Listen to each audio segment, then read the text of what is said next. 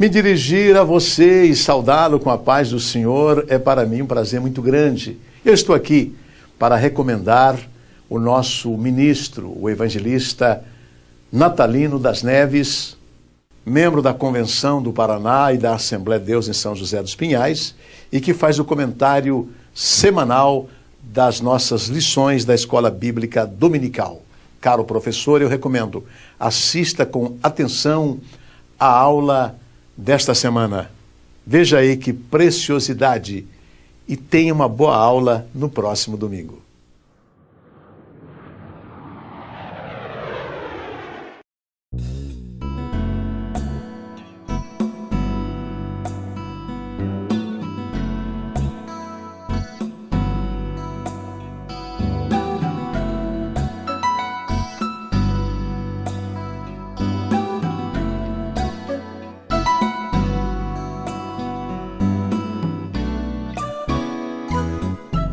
O tópico 2 tem o título Operando a Salvação com Temor e Tremor, do verso 12 ao verso 16.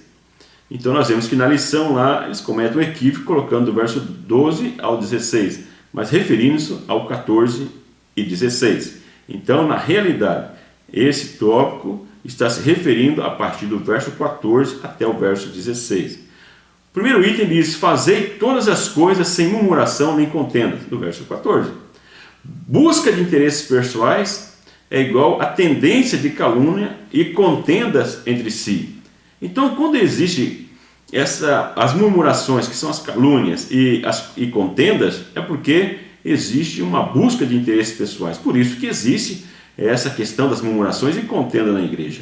O ódio oriundo das próprias falhas, nós vemos lá em Salmo 35, 19, odiaram-me sem motivo.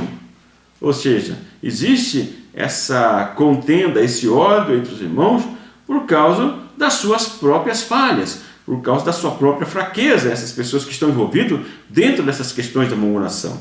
Nós vemos que número 11, 1, 14, 1 a 4, 20, do verso 2 ao 5, que o autor da lição coloca ali, fala sobre a murmuração dos judeus na peregrinação como rebelião, ou seja, aqueles que estavam murmurando contra Moisés e o líder, tendo como uma rebelião. Eles questionavam Moisés, mas injustamente. Até que ponto é murmuração? Nesse caso aqui, nós vemos que era murmuração porque era de forma inapropriada e era de forma indevida. Então isso também não podemos levar ao extremo e dizer que a igreja, dizer que os membros não podem questionar a liderança. Dizer que o membro tem que aceitar passivamente as coisas que acontecem sem questionar, porque aí dá uma liberdade para a liderança fazer muitas vezes o que bem entende, quando em muitos lugares nós vemos isso também.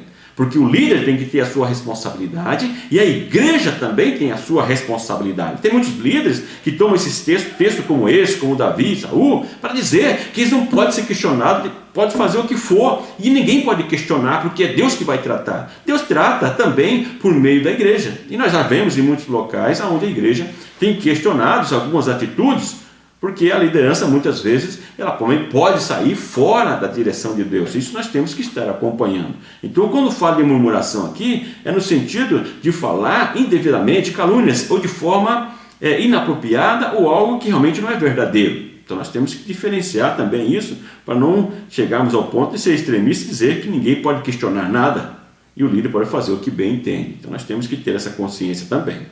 Contenda são então disputas e debates inúteis, que visam a vantagem pessoal. Contenda, na realidade, ela se refere a disputas e debates inúteis, que visam a vantagem pessoal.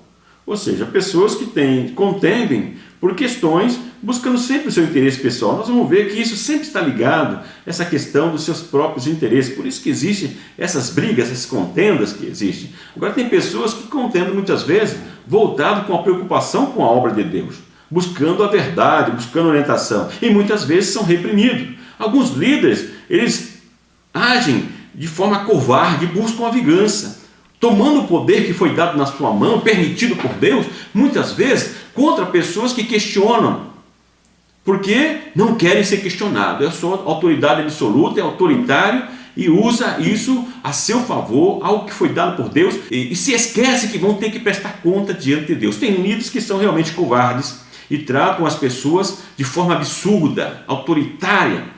Mas nós vemos que os líderes também, eles têm que tomar cuidado no seu comportamento. Então, quando existe disputa e debates inúteis, buscando interesse tanto de membros da igreja como liderança, então isso é discriminado por Deus, é rejeitado por Deus como contenda. Por outro lado, nós vemos que muitos líderes abusam da sua autoridade e de forma covarde buscam vingança contra as pessoas que muitas vezes questionam de maneira apropriada, dirigido por Deus, questionando de acordo com a palavra de Deus, e muitas pessoas não querem abrir mão, mesmo sabendo que as suas ações são equivocadas, fora da direção de Deus, mas não querem perder a causa, entre aspas. Não se preocupam com o reino de Deus e usam de covardia. Então nós temos que também ter noção, ter consciência disso, que nós temos que questionar, desde que estejamos dentro da vontade de Deus, como nós vemos no texto bíblico, muitos profetas, homens de Deus, que questionaram a liderança, e as lideranças chamando a liderança para voltar para o caminho. Isso é muito importante também, eu quero deixar bem claro isso, para que nós não sejamos aí também extremistas e com aquela obediência cega. Isso também não é produtivo, e nós vemos isso também muito claro na Bíblia, na palavra de Deus. Então, tanto os líderes como a igreja devem estar voltados para Deus e buscar o benefício, o bem da obra de Deus e principalmente a verdade da palavra de Deus, principalmente na interpretação da palavra de Deus. O item 2 diz: sejais irrepreensíveis e sinceros. Irrepreensível é ser uma pessoa que as suas condutas não carecem de repreensão, porque não tem como repreender, porque as suas condutas estão condizentes, são apropriadas, são coerentes, e não tem como você repreender alguém que está agindo corretamente. Embora nunca o ser humano tenha obtido tal feito, deve haver um desejo ardente no coração do salvo para buscar a irrepreensibilidade. Então nós sabemos que nenhum ser humano foi perfeito, né? A não ser Jesus Cristo. Por mais que saibamos que nunca ninguém agiu de forma irrepreensível na sentido pleno, a não ser Jesus Cristo, nós devemos buscar, o sentido da palavra é que nós buscamos ardentemente agir de forma de não sermos repreendidos em momento algum pelas nossas ações. Sincero, essa palavra no original quer dizer sincera. Não sei se vocês já viram aquelas... por coincidência, a minha mesa aqui tem alguns frutos, feitos num material que muitas vezes parece que é uma fruta. Achei interessante que não foi planejado, mas agora estou vendo aqui que eu monto aqui a mesa para fazer esse vídeo para vocês, e tem essa fruta. Você olhando parece que é real. É como se fosse feito um material parecido com a cera, mas se você for morder, você vai ver que não é uma fruta. Eu já vi pessoas morderem frutas de plástico, outras maneiras, por achar que são verdade. Sincera quer dizer, a pessoa sincera é a pessoa que não tenta mostrar algo que ela não é. É uma pessoa sincera. Então, por isso que nós temos que ser íntegro. Não podemos montar ou demonstrar uma coisa que nós não somos, mas nós temos que ser o que nós realmente somos. Tem muitas pessoas que tentam simular. Mas Paulo chama atenção aqui, o autor, a epístola, que devemos ser sinceros, sincera diante de Deus e diante das pessoas, porque desta forma nós estaremos agradando e servindo a Deus e sendo transparente do jeito que nós somos. Rixas e defamações não emanam de mentes purificadas, ou seja, então essas intrigas com interesses pessoais não emanam de mentes que foram purificadas pelo sangue de Cristo. Não é o procedimento que deveria ser. Resplandecer em meio a uma geração perversa, nós vimos aí o verso 15.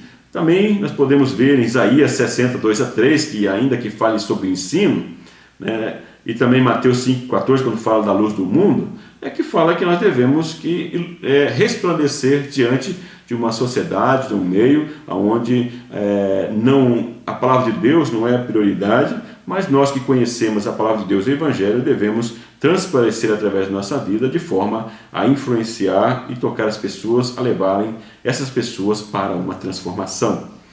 O item 3 diz, retendo a palavra da vida.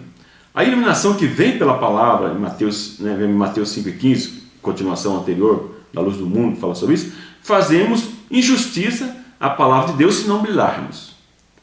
Então, se nós que fomos iluminados pela palavra, não brilharmos através da nossa vida, da nossa conduta, nós estamos sendo injustos com a palavra de Deus, que é a verdade que transforma.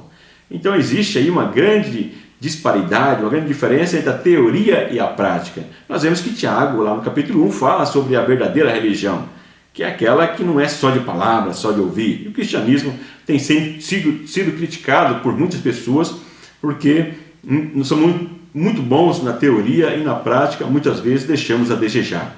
Então, pela palavra, nós vemos que nós temos que tanto sermos bons na teoria, mas também sermos bons na prática, retendo a palavra da vida, que é o autor aqui, o autor da epístola, chama a atenção dos filipenses para reter esta palavra, ou seja, que essa palavra realmente venha a causar a transformação e de forma permanente em todo sentido na sua vida. Retendo a palavra da vida, é no sentido dessa palavra que promove a vida no presente e garante uma vida eterna com Deus no futuro, que é a palavra de Deus, que é a palavra que ilumina o nosso andar, a nossa caminhada aqui na terra, mas também nos garante uma vida eterna com Deus no futuro, pelo poder que há nesta palavra e na obra salvífica que apresenta, essa palavra que apresenta a nós a obra salvífica em Cristo Jesus. E ele diz, para que eu possa gloriar-me de não ter corrido nem trabalhado em vão. Então Paulo aqui fala, para que eu possa me gloriar. E aqui alguém pode encontrar uma contradição quando o apóstolo fala que não podemos gloriar em nós mesmos, mas não ser no nosso sofrimento, na nossa fraqueza, assim por diante. Não é contradição, é que o apóstolo Paulo aqui está falando gloriar-me no sentido futuro, ou seja, quando nós já estamos comentando aqui na vida permanente com Deus, pela maneira como nós agimos aqui nessa terra, mas recompensados numa forma de termos uma vida permanente com Deus, um corpo glorificado, e nesse sentido, gloriar-me de não ter corrido e nem trabalhado em vão, ou seja, ao ver no futuro, ao ver essas almas também recebendo essa salvação e estando com o Senhor de forma permanente, essa comunidade aqui na terra salva, estando de forma permanente com Deus. A sinopse do tópico diz, de acordo com o ensino do apóstolo Paulo, quem guarda a palavra não murmura, não cria contendas e vive em sinceridade. Então está na página 34, nas lições bíblicas do professor. Então nós já falamos que a murmuração, nós temos que entender que a murmuração é quando aquilo que você fala indevidamente ou como calúnia injustamente, não criando contenda e nem vive em sinceridade. Nós vimos aí com a questão de interesses pessoais, não buscando os interesses pessoais. O item 3, a salvação opera o contentamento e a alegria, baseado no verso 17 e 18 do capítulo 2 de Filipenses. O item 1 diz o contentamento da salvação operada. Ainda que eu seja oferecido, nos diz aqui o autor, o apóstolo dizendo, ainda que eu seja oferecido. Então, provavelmente aqui, quando usa esse termo, ele faz uma alusão ao sacrifício de animais para selar pacto, que era uma prática comum entre os antigos, aquele sacrifício de animais para selar um pacto, uma aliança entre o ser humano e Deus. Aqui ele está dizendo, ainda que eu seja oferecido, da mesma forma que esses animais, sendo oferecido como uma forma de pacto, ele diz assim, que isso para ele não é o mais importante, mas que ele se entrega, ele se doa, ele passa a sofrer, e é o mesmo caso que nós vemos que ele oferece até a própria vida para que haja uma confirmação da fé dos filipenses. Estou dizendo, ainda que eu venha a sofrer, ainda que eu venha a morrer, sendo oferecido como sacrifício pelo pacto entre Deus e comigo e com os filipenses, para confirmar a fé deles, isso é o que me importa, que eles sejam salvos. O sofrimento passa a ser um meio ao qual os filipenses são abençoados por Deus, por mais que ele venha a sofrer. Então isso lhe dá uma garantia, como nós vemos ele falando em outras epístolas, uma figura da mãe. Ao ver nascer o filho, a dor já é esquecida, o sofrimento já é esquecido pela alegria de ver o filho vindo ao mundo. Da mesma forma, no sentido espiritual, essa nova criação por meio do sofrimento e do sacrifício de Paulo, como nós também devemos ter, é um exemplo que ele traz para nós. Paulo, nós vemos lá em Romanos 15,16, Paulo apresentando como um sacerdote, intermediando pelos gentios por meio do Evangelho. Então você pode dar uma pesquisada. As privações e sofrimento de Paulo são superados pela alegria de ver o fruto de sua vocação. Então, o exemplo que eu já dei é um exemplo bem prático, né? da natalidade, da mãe gestante. Então, Paulo aqui, mais uma vez, dizendo que isso é superado pela alegria de ver o fruto na vida dos filipenses. Paulo, ele é apresentado como um líder servidor. Um bom livro sobre isso é O Monge Executivo, que trata sobre essa questão do líder servidor. Bem diferente de muitos líderes que nós vemos nas igrejas hoje, não por dizer também dentro da nossa própria denominação. Então, nós temos que estar atento para isso, e como líderes nós temos que chamar a nós mesmos a responsabilidade para o exemplo do apóstolo Paulo em sermos um líder servidor. O item 2 diz: a alegria do povo de Deus. E vós também regozijai-vos e alegrai-vos. Né? Então o apóstolo Paulo fala do seu exemplo e diz para que os filipenses também se alegrassem. Né? Quando ele mesmo diz lá em Filipenses 21 que a morte é um lucro, quando a morte vem em prol do Evangelho. Uma preocupação com o impacto de sua morte aos filipenses, diz aí alguns autores também, que Paulo estava escrevendo a eles para que eles se alegrassem, porque ele estava preocupado, porque ele sabia que em breve ele ia morrer, sabia que a sua morte era lucro, mas que poderia ter um impacto negativo na vida dos filipenses. E aqui ele traz esse encorajamento para os filipenses: se alegrem também vós, olhem para o meu exemplo, sigam o meu exemplo. E isso não é motivo, o sofrimento, a morte não é motivo para a tristeza, quando nós estamos na presença de Deus e é feito em prol do Evangelho, como no caso do apóstolo Paulo, encorajando e dando a eles um ânimo. Não há motivo para a tristeza, né? Que ele está dizendo aqui. A salvação de nossas almas deve ser comemorada. Então, mesmo muitas vezes nós focamos para os nossos problemas, para as dificuldades, colocamos um valor tão grande nesses problemas que nós passamos muitas vezes, pelo sofrimento, dificuldade, que esquecemos da nossa própria salvação, que esquecemos de agradecer pela salvação de nossas almas. Então nós temos que valorizar a salvação de nossas almas, que é muito mais importante que muitas coisas. Tem muitas pessoas aborrecidas, tristes, desanimadas, por questões que seus interesses, que as suas vontades não são realizadas, questionam a Deus, mas muitas vezes não entendem que estão fora da vontade de Deus. Então nós devemos valorizar realmente a nossa salvação. E quando passarmos por dificuldade, vamos lembrar que a nossa salvação é o que nós temos de mais valioso e devemos preservá-la. Devemos testemunhar essa tão grande salvação, como diz o autor aos Hebreus, né? Testemunhar desse poder do Evangelho que transformou a nossa vida, e vamos falar do resultado que ela nos trouxe. A sinopse do tópico 3, na Lições Bíblicas do Professor, na página 84, diz o seguinte: a salvação opera no povo de Deus a alegria e o contentamento. Então devemos comemorar, agradecer a Deus pela salvação de nossas almas e alegrarmos também pelas pessoas que chegam ao conhecimento da verdade, assim como os anjos também se alegram quando uma pessoa se rende a Cristo. Considerações finais desta lição. Nesta lição nós aprendemos que a salvação é uma dádiva de Deus, que deve ser mantida e desenvolvida para um descanso eterno com Deus. Então a salvação é um dom de Deus, deve ser mantida, como um processo, como algo contínuo. Devemos preservar a nossa salvação. Devemos evitar as murmurações e contendas inúteis, porque geralmente as contendas, murmurações e contendas inúteis são geradas a partir da busca de interesses pessoais e próprios. Mas vamos buscar os interesses do Evangelho e do Reino de Deus. Devemos celebrar a nossa salvação com alegria, celebrar aquilo que nós temos de mais valioso, que é a salvação de nossas almas. Devemos nos alegrar com o fruto do Evangelho em meio ao povo de Deus, mesmo que seja necessário o sacrifício. Nos sacrificarmos, nos oferecermos, como o apóstolo Paulo, como sacrifício por salvação das almas. Quero agradecer pela sua paciência, por ter participado conosco até o final desse vídeo, e peço mais uma vez que você nos ajude a ajudar outras pessoas compartilhando esse vídeo na sua rede social e também na sua igreja. Que o grande e infinito amor de Deus, que a graça e a paz do nosso Senhor e Salvador Jesus Cristo, que a comunhão e as consolações do Espírito Santo seja com você hoje e sempre. Muito obrigado, que Deus continue abençoando você.